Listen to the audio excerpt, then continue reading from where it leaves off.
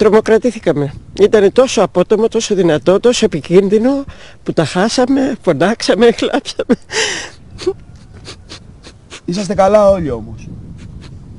Με δάκρυα στα μάτια και με τον τρόμο ζωγραφισμένο στα πρόσωπά τους οι κεφαλονίτες βλέπουν τα σπίτια τους τσακισμένα από τα 5,8 ρίχτερ.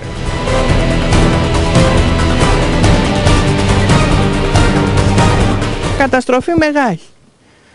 Κόπη μια ζωή να τους βλέπεις τώρα να γίνονται έτσι. Είναι δράμα η κατάσταση. Να, τα βλέπετε όλα. Τίποτα δεν έχει μείνει όρθιο. Τίποτα. Αφού μόνο ζήσαμε εμείς και είμαστε όρθιοι, τίποτα όρθιο.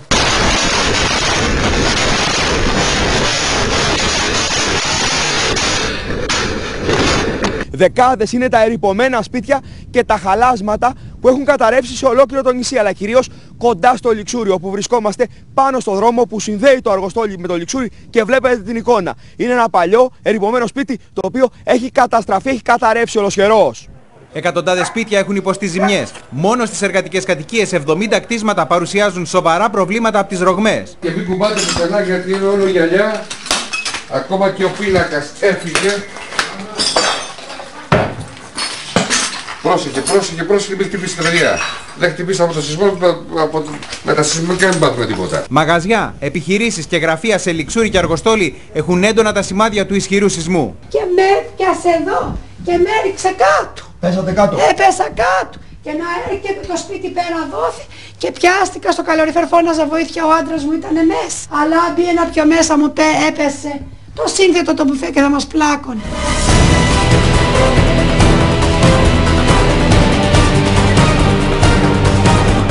Περισσότεροι από 100 μηχανικοί φτάνουν στο νησί και καταγράφουν τις ζημιές.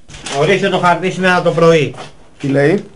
Προσωρινά, μη κατοικήσιμο, εδώ, μη κατοικήσιμο, ναι. Τα χάσα η πρώτη φορά στη ζωή μου. Έχω κάνει πολλούς σεισμούς εδώ. Αλλά σαν και αυτό το σεισμό δεν υπάρχει. Αφού έπεσα κάτω γιατί φεύγαν τα πιάτα μέσα, φεύγαν, γκρεμιζόταν τα πάντα. Η γη δεν σταματά να κουνιέται. Περισσότεροι από 80 μετασεισμοί χτυπάνε το νησί από χθες το μεσημέρι.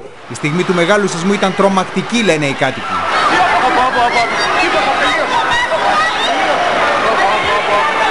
Στην αρχή ένας εποφαντικός θόρυβος, στη συνέχεια άρχισε η δόνηση, η οποία ήταν παρατεταμένη και πολύ ισχυρή. Στο Λιξούρι ένας ολόκληρος όροφος έχει υποχωρήσει. Τείχοι έχουν πέσει. Το εσωτερικό μοιάζει βομβαρδισμένο. Οι κόποι μιας ζωής χάθηκαν, λένε οι ιδιοκτήτες. Σεισμό Γιάννη! Σεισμό Γιάννη! Βρισκόμαστε στο χωριό Λιβάδια σε απόσταση αναπνοής από το επίκεντρο του σεισμού και βλέπετε την εικόνα. Αυτό εδώ το σπίτι ήταν τριόροφο. Τώρα πλέον έχει πάθει καθίζηση, έχει γίνει διόροφο και όπως μας λένε έχουν κοπεί ακόμα και κολόνες, ακόμα και δοκάρια στο εσωτερικό του σπιτιού που έχει υποστεί πάρα πολύ σημαντικές ζημιές. Ευτυχώς η γυναίκα που κατοικούσε μέσα στο σπίτι την ώρα του σεισμού βρισκόταν μακριά.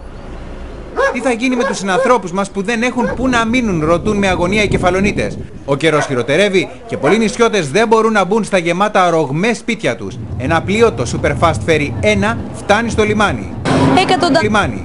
Εκατοντάδες άνθρωποι βρίσκονται στην ουρά προκειμένου να καταφέρουν να πάρουν καμπίνα για να κοιμηθούν απόψε μέσα στο πρώτο πλοίο το οποίο έφτασε στο λιμάνι του Αργοστολίου. Έτσι πως έχουν γίνει τα πράγματα φοβόμαστε πολύ από το σεισμό. Τι να κάνουμε. Έχω και τη μικρούλα 5 μηνών κιόλας. Και είναι πολύ επικίνδυνα. Σε αμάξι κοιμηθήκαμε χθες στο Λιξούρι. Από Λιξούρι ερχόμαστε που εκεί ήταν το κεντρικό που έπεσε ο σεισμός ο μεγάλος. Το πλοίο θα φιλοξενήσει πάνω από 500 κεφαλονίτες που τα σπίτια τους θα κριθούν ακατάλληλα από τους ειδικούς.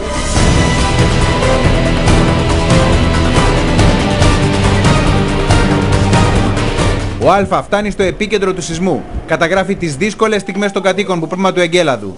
Μάντρες, δρόμοι, σκεπές σπιτιών έχουν υποστεί ζημιές. Οι μετασεισμοί ξεπερνούν τους 100. Πού θα πάμε? Στον δρόμο μήνα. Το νεκροταφείο στο Λιξούρι έχει υποστεί σοβαρές ζημιές.